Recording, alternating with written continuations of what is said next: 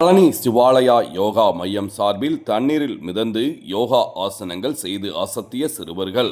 தண்ணீரை சேமிப்பதின் அவசியம், புவி வெப்பமாவதை தடுக்க மரம் வளர்ப்பதின் அவசியம் குறித்து விழிப்புணர்வு ஏற்படுத்தினர். பழனியில் சிவாலயா யோகா மையம் சார்பில் தண்ணீரை சேமிப்பதன் அவசியம் குறித்தும், புவி வெப்பமயமாவதை தடுக்க மரம் வளர்ப்பதின் அவசியம் குறித்து விழிப்புணர்வு ஏற்படுத்தும் வகையில் தண்ணீருக்கு மேலும் தண்ணீருக்கு அடியிலும் யோகாசனம் செய்யும் நிகழ்ச்சி வெள்ளிக்கிழமை காலை 9 மணி அளவில் நடைபெற்றது.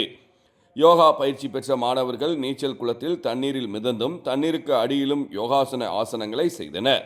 தண்ணீருக்கு மேல் மிதந்தபடி விருச்சாசனம், மச்சாசனம், பத்மாசனம், தித்திலி ஆசனம், தடாசனம், சாந்தி ஆசனம் போன்ற யோகாசனங்களை செய்தனர்.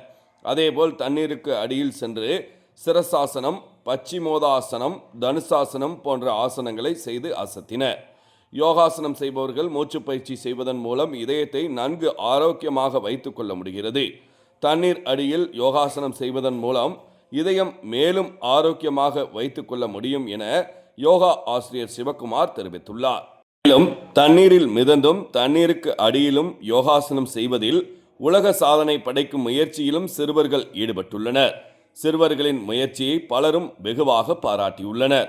மேலும் இது குறித்து யோகா ஆசிரியர் சிவகுமார் கூறுகையில், வணக்கம், என் பேர் சிவகுமார், சிவாலயா யோகா மைய ஃபவுண்டர். இன்னைக்கு உலக வெப்பமயமாகிட்டே இருக்குது.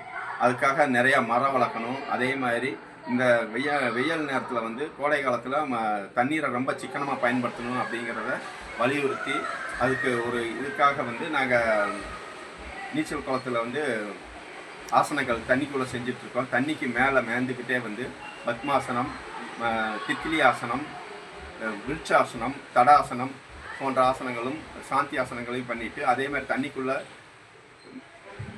சிரசாசனம், மற்ற தனுராசனம், பச்சிமோதாசனம், இந்த மாதிரி ஆசனங்கள் எல்லா ஆசனங்களையும் பண்ணி இந்த உலக வெப்பமயமாக தடுக்கிறதுக்கு நாங்கள் ஒரு விழிப்புணர்வுக்காக இதை செஞ்சுருக்கிறோம்.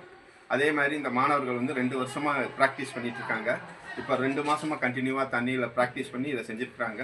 இனி வருங்காலத்தில் இதை வச்சு நாங்கள் ஏதோ ஒரு உலக சாதனை பண்ணுவதற்கு முயற்சி பண்ணிட்டு இருக்கோம். நன்றி, வணக்கம்.